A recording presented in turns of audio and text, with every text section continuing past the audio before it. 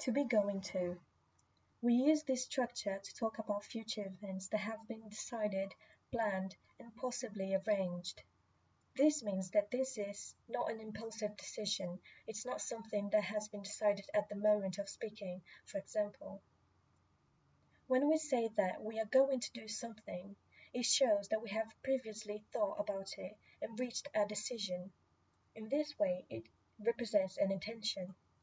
And even though this intention may not actually happen, we know that the person is serious about it.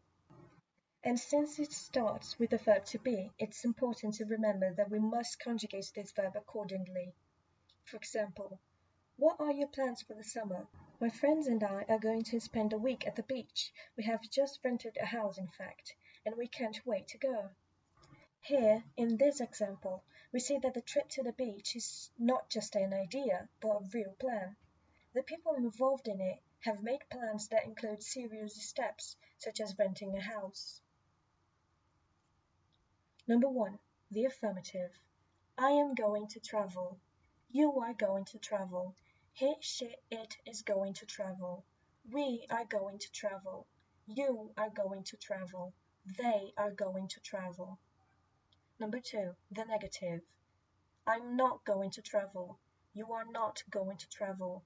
He, she, it is not going to travel. We are not going to travel. You are not going to travel. They are not going to travel. Number 3. The interrogative. Am I going to travel? Are you going to travel? Is he, she, it going to travel? Are we going to travel?